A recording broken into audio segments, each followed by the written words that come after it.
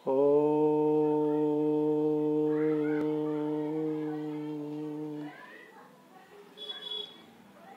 आज यह कक्षा शास्त्री प्रथम वर्ष के लिए लगाई गई है। जो छात्र व्याकरण विषय न लेकर साहित्य आदि विषय लेकर शास्त्री प्रथम वर्ष में पढ़ रहे हैं, उनके लिए अनिवार्य प्रथम पत्र में निर्धारित पाठ्य पुस्तक लघु सिद्धांत कौमुदी है। उस लघु सिद्धांत कौमुदी का अभी अच संधि प्रकरण चल रहा है। पूर्व में प्रकृति भाव संधि का पाठ हुआ था। आज भी प्रकृति भाव संधि का ही पाठ होना है। तो आज इस क्रम में ईको सवर्णे साकल्यस्य ह्रस्वश्च, इस सूत्र पर विचार करना है। ईको सवर्णे साकल्यस्य ह्रस्वश्च, ये सूत्र जो है साकल्य ऋषि के मत को उद्भासित करता है। ये कहते हैं कि पदान्ताः ईको ह्रस्वा वा स्युः असवर्णे अचि। पदांत ईक के स्थान में ह्रस्व होता है विकल्प से, असवर्ण अच परे में हो तब। पदांत ईक से परे अगर असवर्ण अच परे में हो तब पदांत ईक के स्थान में ह्रस्व हो जाता है विकल्प से। यही इस सूत्र का अर्थ है।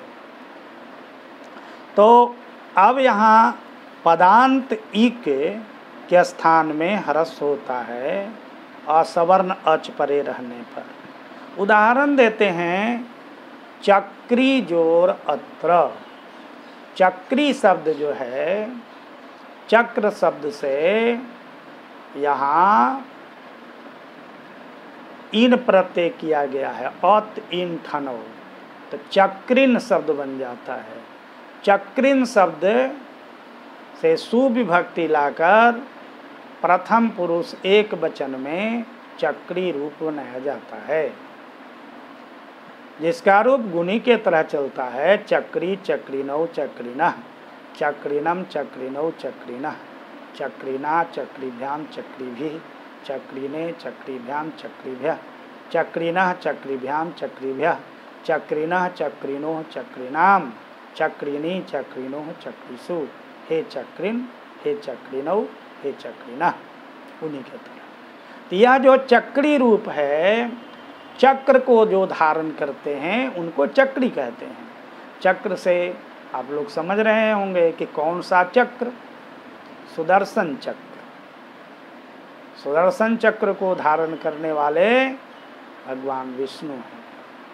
तो चक्री के बाद अत्र शब्द आया है, चक्री अत्र।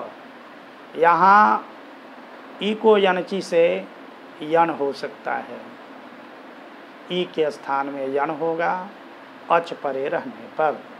तो चक्री में इकार ई है और अत्र में आकार अच परे में है। तो अच से अव्यवहित पूर्वत्व विशिष्ट ईक के स्थान में यण आदेश होता है। तो इस ईक के स्थान में यण प्राप्त है, किंतु यह जो सूत्र है ईको सवर्णे साकल्यस्य ह्रस्वश्च, यह चक्री के इकार को ह्रस्व कर देता है। कहता है कि असवर्ण अच परे में हो तो पदांत ईक को ह्रस्व हो जाता है साकल्य ऋषि के मत में। साकल्य ऋषि एक अच्छे वैयाकरण हुए थे पाणिनि के पहले, तो उनका सम्मान करते हुए पाणिनि कहते हैं कि साकल्य ऋषि के मत में ह्रस्व हो जाता है। तो चक्री में इकार जो है उसका ह्रस्व हो गया, तो चक्री बन गया, ह्रस्वीकार हो गया, अत्र हो गया। तो चक्री अत्र। अब इसके बाद कोई संधि नहीं होगी। और यह कार्य विकल्प से होता है। यदि ह्रस्व नहीं होगा तब क्या हो जाएगा? चक्री जोर अत्र, चक्री में इकार के स्थान में ई को यनची, इस सूत्र से ई के स्थान में यणादेश यह हो जाएगा। स्थानकृत अंतरतम्य से पहले में भी मैंने बतला चुका हूँ कि स्थानकृत अंतरतम्य के कारण ई के स्थान में यह आदेश होता है। तो चक्री के इकार का यह हो गया और यह जाके अत्र से मिल गया, तो चक्र अत्र बन गया। अब यहाँ एक प्रश्न आप कर सकते हैं कि साकल्य ऋषि के मत में ह्रस्व होता है, ठीक है, तो ह्रस्व हो गया, उनका सम्मान कर दिए। फिर इको यंची से आप यण कर सकते हैं। इको यंची से यण क्या ह्रस्व का नहीं होता है? इक में तो ह्रस्व भी आता है, तो उसका यण क्यों नहीं होगा? तो कहते हैं ह्रस्व विधि सामर्थ्यात न स्वर संधि। ह्रस्व विधि सामर्थ्यात न स्वर संधि, अर्थात ह्रस्व कर दिया गया, इस कारण अब वहाँ पर कोई संधि नहीं होगी। क्यों? कि अगर संधि ही करना था तो फिर ह्रस्व किए क्यों? ह्रस्व करने का तात्पर्य ही क्या रह गया? तो अगर ह्रस्व करना अगर सार्थक समझते हैं तो ह्रस्व के बाद कोई स्वर संधि न हो, प्रकृति भाव के तरह हो जाए, ऐसा समझना चाहिए। तो ह्रस्व विधि सामर्थ्यात, ह्रस्व किया गया है, इसलिए उस ह्रस्व ई को अब वह यणादेश नहीं कर सकते। अगर स्वतः ई रहता ह्रस्व तो वहाँ यण कार्य हो सकता था। बहुत जगह होता है ह्रस्व ईकार का, हो जाता है। कोई कह सकता है सुधि में, सुधि जो रूपास है, यहाँ भी धीमे ईकार को ह्रस्व कर सकते थे। तो कहते हैं यहाँ जो है वो पद, कहने का मतलब है पदांत होना चाहिए। तो सुधि पदांत इके, सुधि में इकार जो है, सुधि नाम उपास्य, सुधि उपास्य, यहाँ एक पद हो जाता है, इसलिए वहाँ पर नहीं होता है। और यहाँ चक्री जो है पदांत है, एक अलग पद है, और अत्र एक अलग पद है, इसलिए चक्री में इकार को ह्रस्व करते हैं। ह्रस्व विधि सामर्थ्यात कोई स्वर संधि नहीं करते हैं, ऐसा समझना चाहिए। अब यहाँ कहते हैं, यहाँ कहते हैं उदाहरण में कुछ लोग कहते हैं कि नहीं, ऐसा है कि न समासे, समास में ये सूत्र नहीं लगता है। तो सुधि उपास्य, सुधि नाम उपास्य, सुधि उपास्य समास हो गया है, इसलिए समास में ह्रस्व नहीं होता है। तो समास है तो सुधि के इकार को ह्रस्व नहीं किया जाएगा, ऐसा समझना चाहिए। इसलिए वहाँ जब ह्रस्व नहीं होगा तब क्या हो जाएगा? उस इकार के स्थान में यणादेश हो जाएगा, शुद्धि उपास्य इत्यादि बनता है। उसी तरह से नदी जोर उदय, नद्युदय हैं, नद्याः उदय, नद्युदय, यह भी षष्ठी समास है। समास होने के बाद विभक्ति लोप हो गई है, तो नदी में इकार को यहाँ भी ह्रस्व नहीं हुआ। कहते हैं समास में नहीं, न समासे, एक सूत्र ही अलग है, समझ गए ना। तो इस तरह से पदांत ईक को ह्रस्व होता है किंतु समास में नहीं। ऐसा समझना चाहिए। समास में ह्रस्व नहीं होता है। अब कहते हैं पदांत ईक को ही ह्रस्व होता है, ऐसा क्यों? कहिए पदांत नहीं हो तब भी ह्रस्व हो जाए। कहा कि अगर ऐसा होगा तब तो गौड़ी शब्द के बाद गौड़ी से बाद द्विवचन में गौड़ियो रूप बनेगा ही नहीं। गौड़ी जोर औ है, गौड़ी औ।